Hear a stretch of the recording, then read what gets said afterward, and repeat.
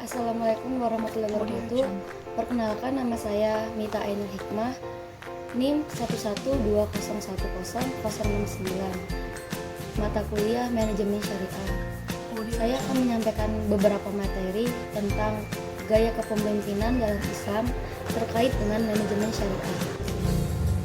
Islam mendorong umatnya untuk mengatur kehidupan bersama dalam bermasyarakat, berbangsa, dan bernegara, memotivasi munculnya kepemimpinan berdasarkan kesepakatan masyarakat dengan memberi kepercayaan kepada seseorang yang dipercayainya dan dianggap mampu memimpin. Dasar kepemimpinan dari hadis Nabi. Salah satu dasar untuk memunculkan pemimpin dalam Islam adalah dari hadis Rasulullah SAW yang berbunyi, tidak dihalalkan bagi 3 orang yang berada di atas rumah di muka bumi ini kecuali salah seorang mereka menjadi pemimpin. Diriwayatkan di hadis lain pula, ketika 3 orang keluar melakukan perjalanan, maka perintahkanlah salah satu dari mereka untuk menjadi pemimpin. Jadi maksud dari hadis tersebut, yang pertama kewenangan dan untuk memilih atau menetapkan seorang pemimpin itu berdasarkan dari masyarakatnya. Yang kedua, dalam Islam tidak boleh mengakui atau mengangkat dirinya sebagai seorang pemimpin dan memaksakan seseorang untuk menjadi pemimpin. Jadi harus kembali lagi kepada masyarakatnya, ingin memilih dan ingin menetapkan siapa pemimpin dalam kelompok tersebut atau organisasi tersebut. Dan yang ketiga, seorang pemimpin berpengaruh besar bagi masyarakatnya, mulai dari cara kerja dalam organisasi tersebut dan mencapai tujuan dalam organisasi tersebut. Apa konsep kepemimpinan sangat penting dalam Islam? Fungsi dan peran pemimpin dalam Islam untuk menciptakan kemaslahatan bersama. Tujuan terbesar dari kepemimpinan tersebut adalah dalam rangka mewujudkan kemaslahatan yang merata bagi semua warga negara atau masyarakatnya. Bukan kemaslahatan tersebut hanya dititipi oleh sekelompok orang saja. Lebih tepatnya itu adil dan merata. Kriteria kepemimpinan.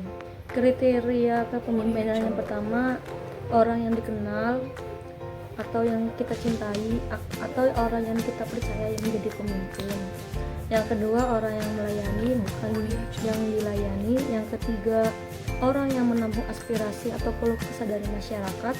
Yang keempat, selalu bermusyawarah akan keputusan yang terkait dengan anggota-anggotanya. Yang kelima, memiliki pengetahuan dan kemampuan untuk mengatasi permasalahan. Yang keenam, memahami kebiasaan dan bahasa orang yang diberi tanggung jawabnya. Yang ketujuh, mempunyai karisma dan wibawa. Gaya kepemimpinan berbaur dengan bawahan. Gaya kepemimpinan yang disebut Max Weber dengan istilah pemimpin yang baik adalah ibarat sapu lidi yang berada dalam satu ikatan.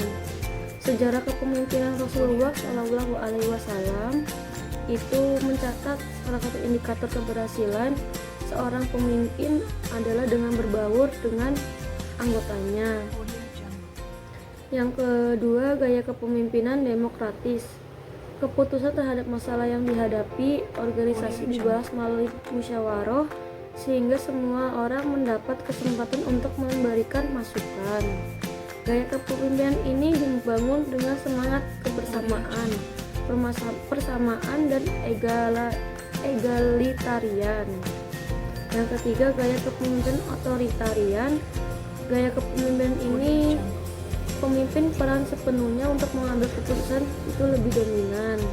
Gaya kepemimpinan otoritarian ini zaman modern dan globalisasi itu sudah tidak berlaku atau tidak populer lagi.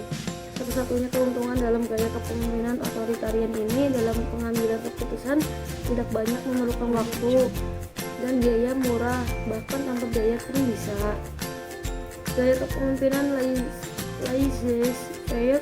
Gaya kepemimpinan ini lebih memberikan kebebasan kepada orang-orang yang dipimpin untuk mengambil keputusan terhadap suatu masalah.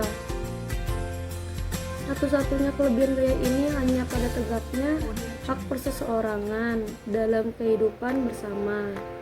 Gaya ini kebablasan dan membingungkan dilihat dari hakikat kehidupan masyarakat berbangsa dan bernegara. Gaya kepemimpinan partisipatoris ini gaya kepemimpinan yang melibatkan orang-orang yang dipimpinnya dalam setiap aktivitas organisasi.